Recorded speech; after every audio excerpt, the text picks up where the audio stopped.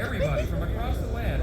The beauty of this event is that it's a beautiful picture of America. We have people from all walks of life, all ages, all experiences, all backgrounds. And we're all joining to celebrate life and what it means to be an American. Thank you for being a part of that. It was the great British statesman G.K. Chesterton who famously observed that America is the only nation in the world that was founded upon a creed. And he said it was listed with theological lucidity in the Declaration of Independence. What is that creed? What is it from our nation's birth certificate, the Declaration, that makes us who we are? We know the language so well. We hold these truths to be self-evident. In other words, obvious. That all men are created equal. Not born equal, created equal. That's what the founder said. That's right. And that they're endowed by their Creator with certain inalienable rights, including the right to life, liberty, pursuit of happiness. Those are inalienable rights. They cannot be taken away. And so it's from the very beginning that our founders boldly proclaimed those self-evident truths, that our rights do not come from government, our rights come from God, our Creator. And it also means that every single person has inestimable dignity and value. And your value is not related in any way to the color of your skin or what zip code you live in, how good you are in sports, where you went to high school. It's irrelevant. Your value is inherent because it is given to you by your Creator. Our national creed is the essence of who we are in this country. It is the foundational principle that made us the freest, most successful, most powerful, most benevolent nation in the history of the world. And we can never forget that. I am myself a product of an unplanned pregnancy. In January of 1972, exactly 1 year before Roe v. Wade, my parents, who were just teenagers at the time, chose life. And I am very profoundly grateful that they did.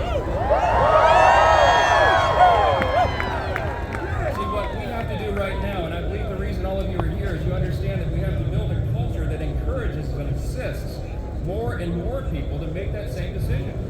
This is a critical time to help all moms who are facing unplanned pregnancies, to work with foster children, and to help families who are adopting, to volunteer and assist our vital pregnancy resource centers and our maternity homes, and to reach out a renewed hand of compassion and to speak the truth in love.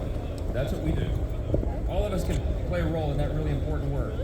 This is also a pivotal time to promote quality health care for both women and their unborn children. This week in Congress, you'll be encouraged to know the House passed the Pregnant Students' Rights Act, because that's right. Because being pregnant while finishing your degree can be really difficult, but women should not be presented with a false choice of being a mom or being a student. That's right. All right. Thank We you. also passed the Supporting Pregnant and Parenting Women and Families Act. That's a big one too. Right now, you should know, the Biden administration is proposing a regulation to restrict funds to pregnancy resource centers. We know those are the centers that states rely on to assist expecting moms and dads, and that action would undercut the important work, the important material support that expecting and first-time mothers get from these centers. Our bill would prevent that regulation from coming into effect and ensure that the states can utilize these centers to help people in need. Who could be opposed to that?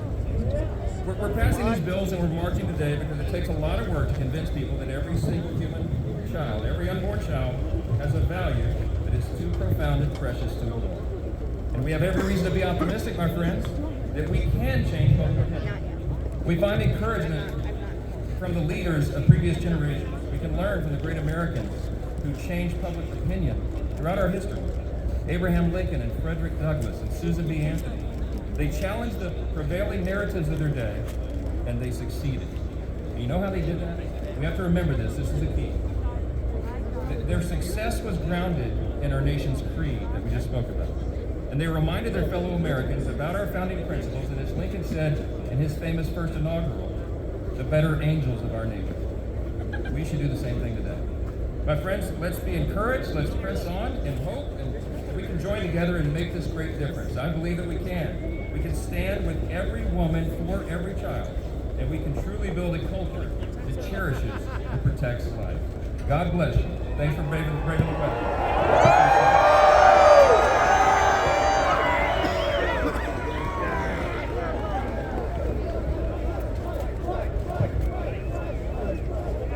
Thank you, Speaker Johnson. Your passion for protecting mom and baby is inspiring.